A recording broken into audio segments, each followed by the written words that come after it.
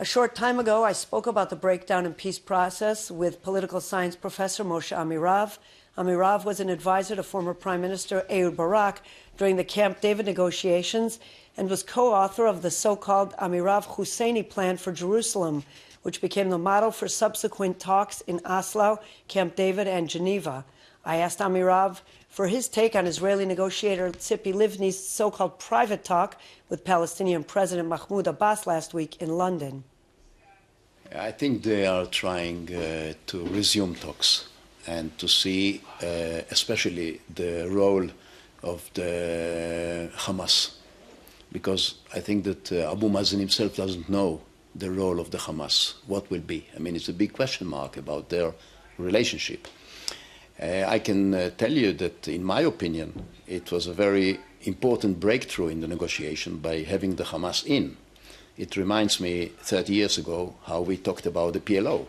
We don't want them, they are not recognizing us, nobody speaks with the PLO. It was even a law by the Knesset not allowing me to talk with people from the PLO. Now it's a kind of a deja vu. I remember these things. And in the end of the day, the PLO accepted the existence of Israel.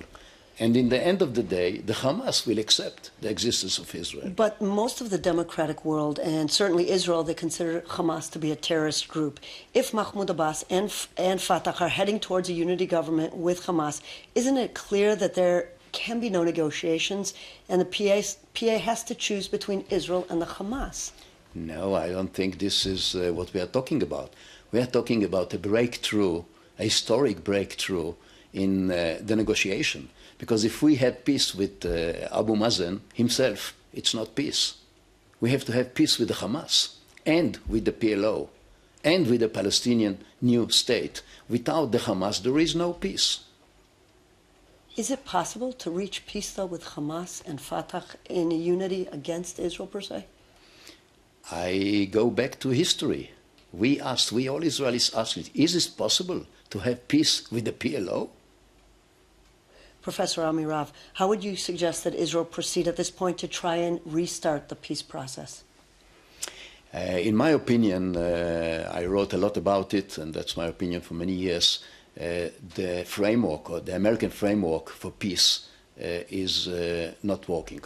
I've been myself with Ehud Barak, meeting with the American President Clinton and Arafat.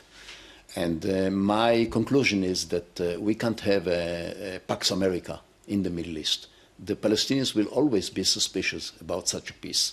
What we need is the Arab world, the Arab League, the EU, and then the Americans. This is the framework of peace that will lead us to a kind of agreement with the PLO and the Hamas, because the Hamas, in the end of the days, they will accept the existence of Israel and they will have peace with us. So we have to change the framework. I don't believe in Pax Americana. I don't believe that the Americans can bring us to peace. So American is guilty, in your mind, for the current impasse we've reached in the peace negotiations? Would you say that?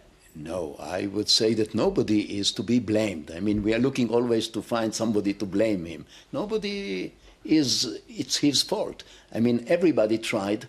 The Americans tried very hard, but this is not the right framework. We have to do it on another table. And the table, on this table, if we don't have the Arab League, there is no peace in the Middle East between us and the Palestinians. Professor Moshe Amirav from the Hebrew University, thank you so much for joining us. Thank you. Two Palestinian